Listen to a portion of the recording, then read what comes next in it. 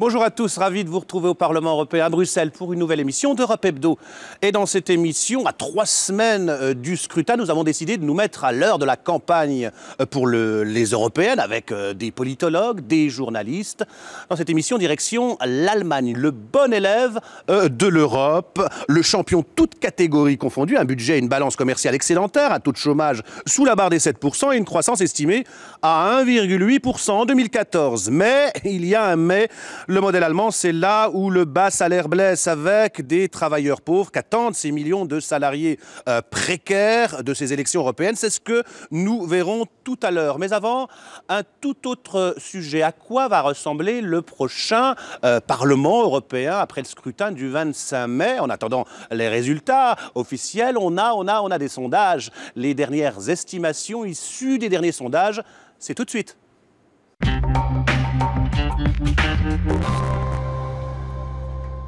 Principal groupe au Parlement européen, la droite et le centre, le PPE, auquel appartient l'UMP. Il pointe en tête dans 8 pays, dont l'Allemagne et l'Espagne. Le groupe socialiste et démocrate, auquel appartient le PS, voit lui ses partis en pole position dans 9 pays, dont le Royaume-Uni et l'Italie.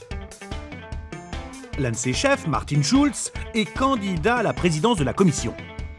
Je veux tourner l'Europe dans une autre direction, tourner le dos à ces inégalités insupportables en Europe. Les grands profiteurs, ils font des milliards de profits et ne payent pas de taxes. Et quand ils font des milliards de pertes, ce sont les contribuables qui payent pour eux. Ça, c'est pas juste. La gauche unitaire, dont est membre le Front de gauche, arrive en première place en Grèce. Les écolos atteignent le sommet du classement en Belgique. L'extrême droite fait son meilleur score en France, aux Pays-Bas, en République tchèque, en Pologne et au Danemark. La plupart d'entre eux n'étaient membres d'aucun groupe lors de la dernière mandature, des non-inscrits, comme le Front National. Si le peuple français nous place en tête le 25 mai prochain, le président de la République ne pourra pas ignorer le rejet de la construction européenne qui se sera exprimé. En France, pour l'heure, 2 sondages ont été réalisés dans des circonscriptions françaises. Une enquête IFOP donne Florian Philippot, Front National, en tête dans l'Est, juste devant l'UMP Nadine Morano.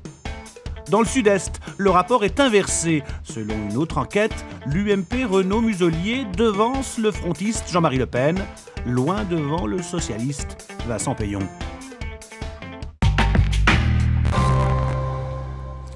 Alors, 3 invités m'ont rejoint. François Forêt, bonjour. Vous êtes professeur de sciences politiques à l'ULB, l'Université libre de Bruxelles. À vos côtés, Tom Weingartner, bonjour. Vous êtes journaliste de la radio publique allemande des Zischer Rundfunk. À vos côtés, Ruth Berschens, bonjour, du quotidien allemand Handelsblatt. Alors, vous venez de voir ce petit reportage, ce sondage, ce premier sondage, ça n'est qu'un sondage. Qu'est-ce qu'il vous inspire, François Forêt ?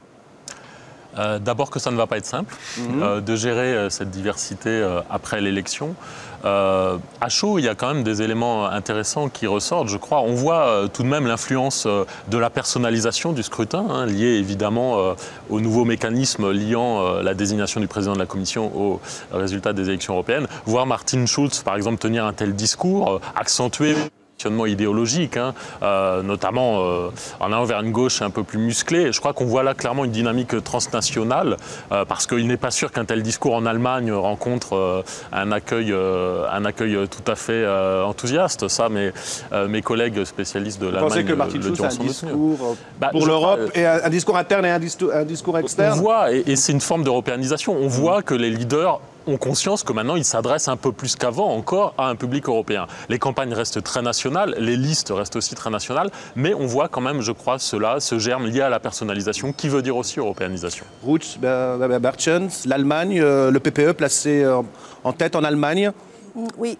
Bon, c'est pas une surprise. Rien de nouveau. C'est pas du tout une surprise, puisque la chancelière Merkel est toujours... elle gouverne déjà depuis 8 ans, 9 ans maintenant. Elle est toujours très populaire en Allemagne. Et c'est dû à ce fait que les chrétiens démocrates sont toujours largement en tête. Les social-démocrates sont bien derrière, bien en retard. Et c'est pour le candidat Schulz certainement une déception, puisqu'il est un Allemand et il est candidat au poste du président de la Commission. Et pourtant, ça ne veut pas dire que les social-démocrates auront un succès électoral en Allemagne. Tom Gardner. Oui, je pense c'est tout à fait ça. Mais les partis aussi, les partis eurosceptiques font aussi en Allemagne sont très forts actuellement. Et les partis traditionnels aussi, ils reprennent certaines parties de leur discours. Particulièrement, par exemple, les conservateurs en Bavière font aussi une campagne très eurocritique qui rejette certains côtés de l'Union européenne. Et donc on voit l'extrême droite qui ferait de bons scores donc en France, aux Pays-Bas, en République tchèque, en Pologne et au Danemark.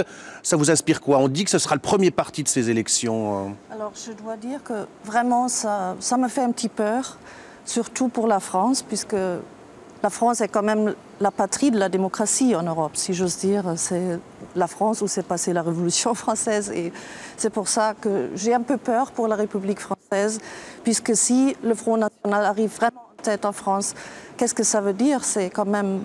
C'est une image, c'est une catastrophe pour l'image de la France en Europe. Ça serait une catastrophe et ça serait aussi pour l'Europe entière un très mauvais message. Et c'est pour ça, puisque le Front National n'est pas un parti majoritaire en France, c'est un parti minoritaire en France. Et pourquoi est-ce que ce parti peut arriver en tête? Peut-être parce que les gens ne vont pas voter. Et j'espère vraiment, ça c'est vraiment, j'espère fort, que les Français vont voter pour empêcher le Front National d'arriver en tête aux élections européennes. François Forest, c'est possible, ces partis populistes, que ces partis populistes soient les gagnants de ces élections européennes? Qu'ils remportent un succès, certainement, c'est indéniable. En même temps, dire qu'il serait, par exemple, le premier parti, c'est déjà dire qu'il serait un parti. Or, je crois que ce qu'on voit aussi, c'est l'extrême diversité de ces forces. Quand on met d'abord la nation en avant, il est compliqué de parler d'Europe. Et pourtant, je trouve qu'il parle d'Europe. Alors, peut-être suis-je d'un optimisme indécrottable, mais on voit aussi que même l'extrême droite doit constituer des alliances, doit intégrer l'Europe comme horizon, même pour la critiquer. Donc d'abord, ce n'est pas un phénomène radicalement nouveau en nature. En degré, certes, bon, ces partis-là étaient présents auparavant. Donc je crois qu'il n'y a pas de rupture. Après, il faudra voir, une fois dans le jeu européen, ce qu'ils vont faire. Moi, je ne suis pas aussi catastrophiste parce que s'ils veulent exister, de toute façon, il faudra composer avec les règles du jeu européen. Mais c'est un signal à entendre, évidemment. Autre question, elle est d'actualité, celle-là. La France a-t-elle une chance de devenir un des bons élèves de l'Europe? La Commission de Bruxelles a donc commencé à examiner le projet de budget de Paris pour les mois et les années qui viennent. Verdict des experts, ils ne croient pas aux engagements du gouvernement de revenir à 3% du déficit l'an prochain. Mais ils reconnaissent qu'il y a un léger mieux. Regardez.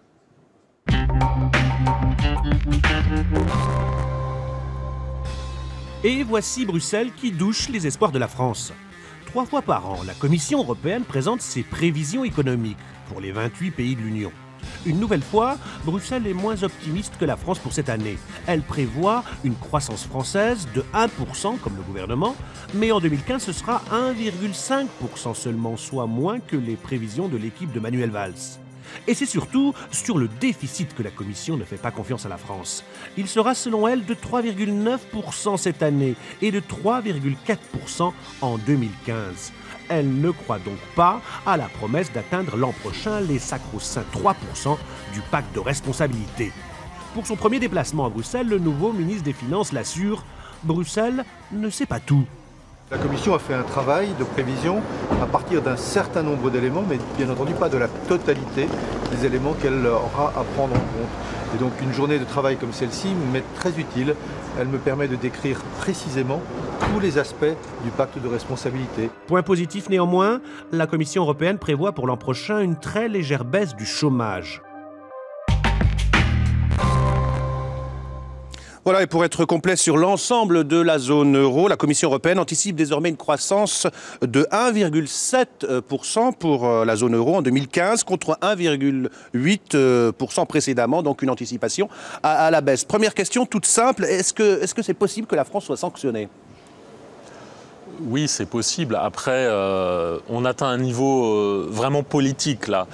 La Commission fait son travail. Hein. Elle exerce le mandat qu'on lui a donné. Est-ce qu'il fallait lui donner ce mandat? C'est l'arme nucléaire, si elle est sanctionnée, en gros. Elle le fera pas. Oui, voilà. Mais après, je crois qu'il y a la dimension proprement politique. Hein. Il y a ce qu'il faudrait faire d'après les textes, et puis il y a ce qu'il ne faudrait pas faire en termes politiques. Donc, comme souvent, je pense que ça va se traduire par un compromis où les intérêts de chacun sont respectés. Mais il faut quand même aussi tenir compte qu'on a pris des engagements, et quand on exige de la Grèce qu'elle respecte ses engagements, la France est d'accord.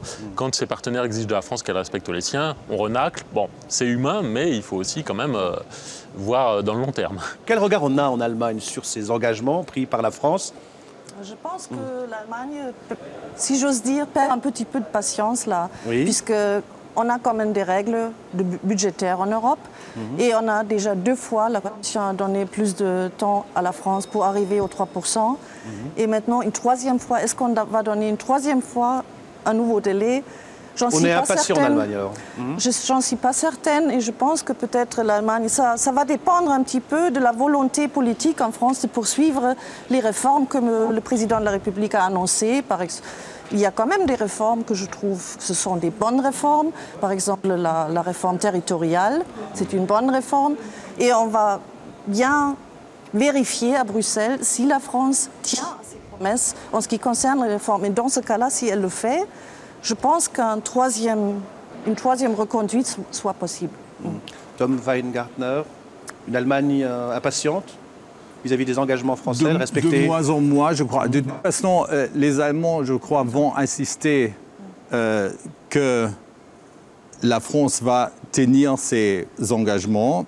Je crois aussi que ce serait un très mauvais signe pour le pacte de stabilité et tous ces pacte qu'on a fait là, dans les dernières années pour restabiliser l'économie, ce serait un très mauvais signe si les Français échapperaient là, à leur engagement et s'ils ne tiennent pas aussi à des sanctions, parce que là, le pacte de stabilité serait mort.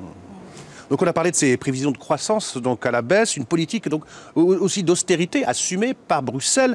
Est-ce que ce n'est pas ça qui va faire des dégâts le 25 mai prochain aux élections? L'austérité budgétaire, vous voulez dire? La politique de rigueur. On voit en Grèce, la gauche unitaire est dans les sondages. Oui, mais c'est vrai que d'un côté, c'est vrai que la politique de rigueur n'est pas populaire.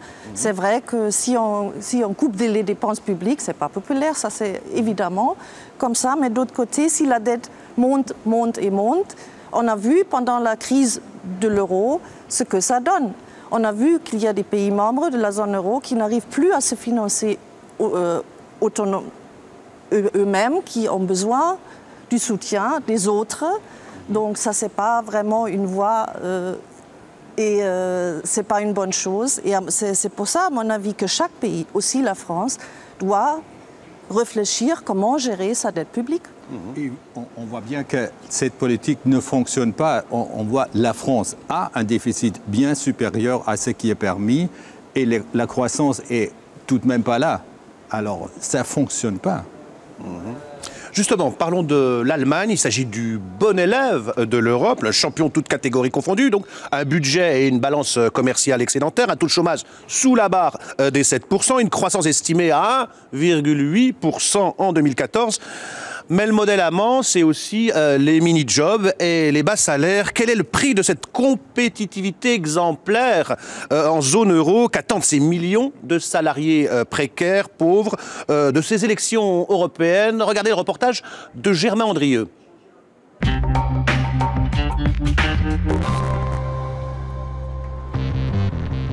Voici le bon élève européen, le modèle allemand. Ici, le salaire minimum a été voté, mais n'est pas encore appliqué. L'Allemagne, c'est 8 millions de salariés gagnant moins de 8 € brut de l'heure. L'autre visage du miracle allemand, ce sont les mini-jobs, 15 à 20 heures de travail hebdomadaire pour 400 € par mois. Il y a beaucoup de personnes ici avec un mini-job, mais il vaudrait mieux qu'ils trouvent un vrai boulot, avec un vrai salaire. Les employeurs préfèrent surtout donner des mini-jobs, car pour eux, c'est moins de contraintes. Si l'Allemagne est en bonne santé économique, c'est aussi grâce à sa réforme du marché du travail en 2003 avec Gerhard Schröder. Dans ce centre sportif, ce patron emploie une partie de ses salariés grâce au contrat mini-job, une souplesse indispensable pour son activité. Mon point de vue, c'est que tout cela a apporté plus de possibilités et de flexibilité aux entrepreneurs. Mais cela a aussi permis à des personnes au chômage ou en situation précaire de retrouver un emploi. Ces mini-jobs, Elisabeth les connaît par cœur. Informatique, centre d'appel ou restauration, pour elle c'est toujours le même contrat et elle vient de perdre son dernier emploi. Voilà, c'est le restaurant dans lequel je travaillais avant. Je travaillais ici comme serveuse, j'ai aussi aidé un peu en cuisine. Je gagnais 7 € de l'heure sans compter les pourboires. À l'arrivée, ça faisait un salaire correct, mais pas fantastique. Déçue mais pas inquiète, retrouver un travail ici n'est pas vraiment difficile. Il suffit de franchir la porte d'un job center. Ici, vous avez la description du poste et les compétences requises. Et voilà votre salaire, 450 € par mois. Et vous pouvez me dire combien je vais gagner par heure? Non, ce n'est pas indiqué. Les inconvénients, ce sont surtout les conditions de licenciement, l'assurance maladie, les vacances. En fait, on n'a aucun droit et on doit souvent changer de job. En ce qui me concerne, j'ai déjà été licenciée ou j'ai dû arrêter parce que les horaires ne m'allaient plus. Bref, il faut toujours rester flexible. Au-delà de cette flexibilité des mini-jobs, le secret de la compétitivité allemande, ce sont aussi les millions d'emplois non qualifiés et payés bien en dessous du salaire minimum envisagé à 8,50 €. En France, il est à 9,50 € de l'heure. Alors à Berlin, on espère une avancée sociale grâce à l'Europe. Ce soir, Elisabeth assiste à une réunion du SPD sur ce que l'Europe peut lui apporter. Pour commencer, je vous propose un petit rappel sur le fonctionnement de l'Europe. Au programme, beaucoup de pédagogie, mais Elisabeth n'est pas vraiment convaincue.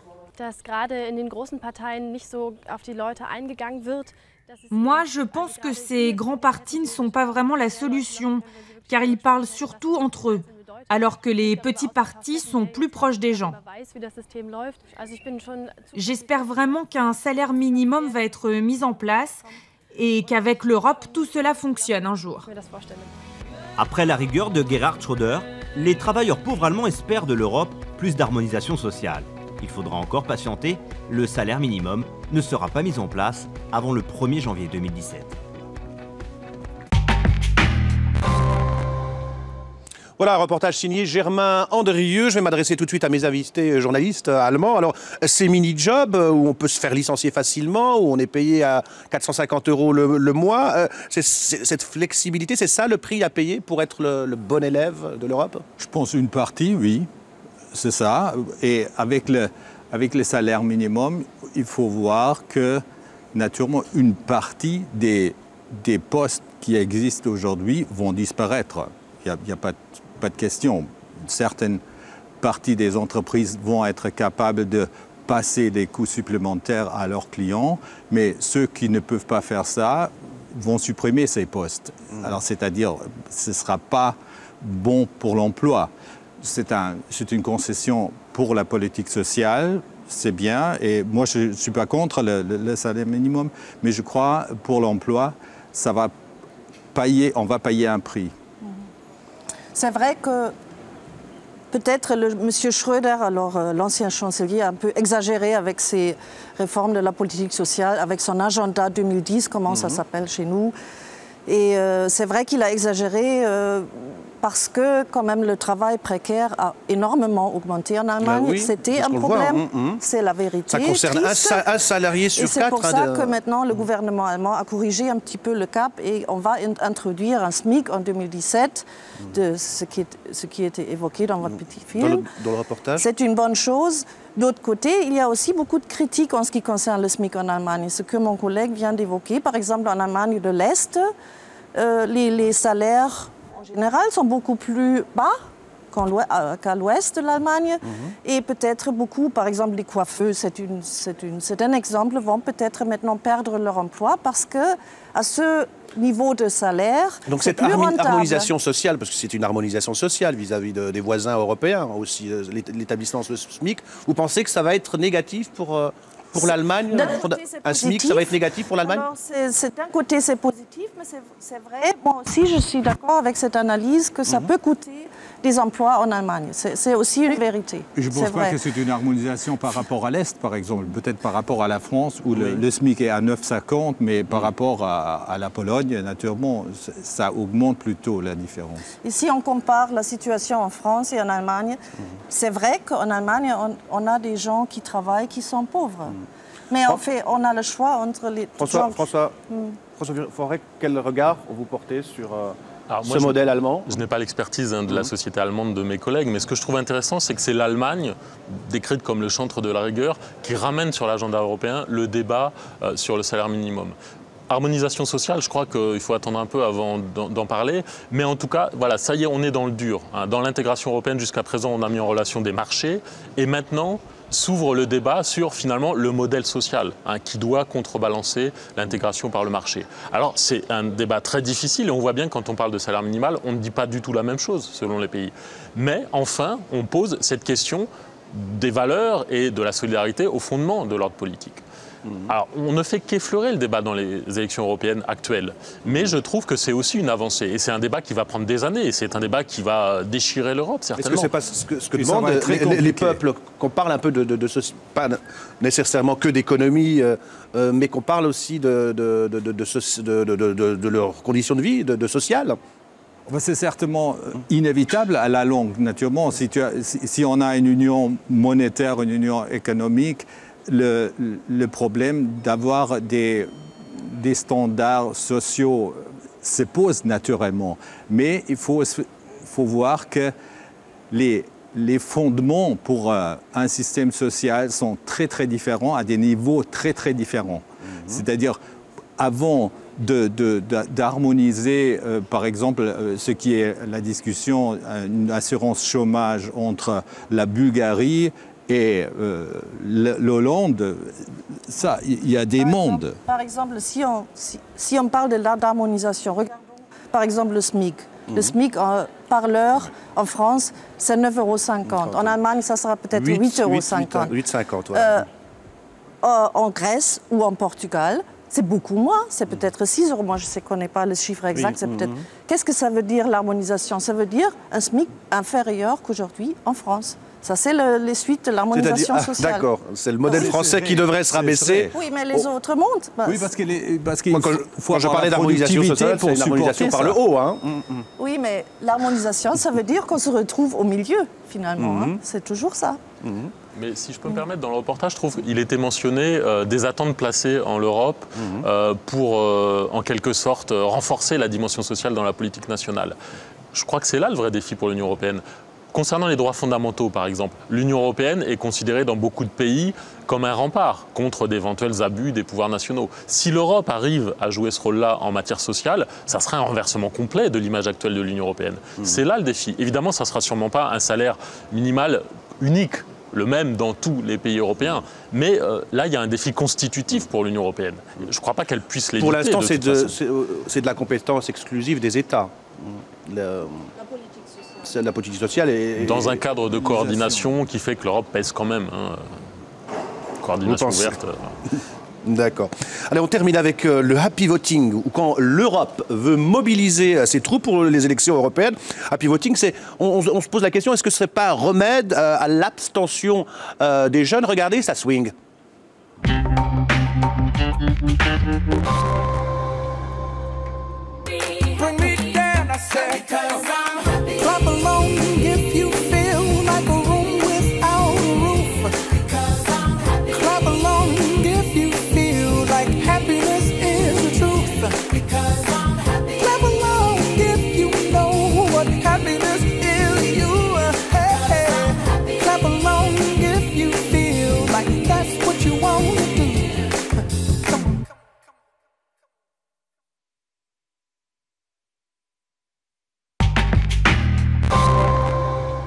Voilà, happy voting, l'abstention, surtout l'abstention des jeunes, c'est ce qu'on craint pour le 25 mai, cette abstention. C'est possible, une forte abstention, François Forêt? Ah oui, c'est possible, c'est même probable. Moi, je suis toujours content de voir des jeunes qui s'amusent, mais il ne faut pas prendre les jeunes pour des imbéciles non plus. Donc voilà, le vote, c'est sérieux et je crois que les jeunes se mobilisent aussi tout à fait pour des raisons sérieuses. Mais c'est très bien que ça existe, ce genre de campagne. Mais on ne sent pas un engouement. Alors, cette campagne, dans cette campagne électorale européenne, comment vous la voyez ? Oui, alors, en France, elle intervient juste après des municipales. Alors, la campagne électorale, on doit le dire, n'est pas hyper passionnante, si j'ose dire. Mais bon, pourquoi un taux d'abstention aussi élevé? À mon avis, la raison, c'est qu'on ne peut pas réparer avec une campagne électorale qui dure un mois les dégâts qu'on a faits pendant des années avant. Les dégâts, ça veut dire que les politiques, surtout les politiques nationaux, en Allemagne, en France, pratiquement dans tout, ils parlent parle très mauvais de l'Union européenne. On accuse tout le temps Bruxelles, les institutions européennes quand quelque chose ne va pas. Et on n'arrive pas à vendre, et même dans les médias, dans vos médias respectifs, vous arrivez à vendre l'Europe. Vous arrivez à vendre Tom oui, on essaie, mais de toute façon, naturellement, nous, on ne fait pas la politique. C'est-à-dire, si les politiciens nationaux font l'Union européenne le bouc émissaire pour tous les maux qu'ils ont causés eux-mêmes, nous, on ne peut pas réparer ça. Moi, je crois qu'il y a un élément qui me rend un peu plus optimiste, entre guillemets, je veux dire, pour le vote, c'est la crise en Ukraine. Moi, je pourrais m'imaginer que, notamment dans les pays de l'Est, ça va augmenter le taux de participation éventuellement, parce que naturellement, ces pays-là... Les gens vont se sentir concernés. Se sont plus concernés et se refugent un peu vers l'Europe, avec les menaces qu'ils ont à leur frontière Est. Merci en tout cas à mes trois invités d'avoir accepté notre invitation. C'est la fin d'Europe Hebdo. Merci de l'avoir suivi. Bonne suite des programmes sur les chaînes parlementaires.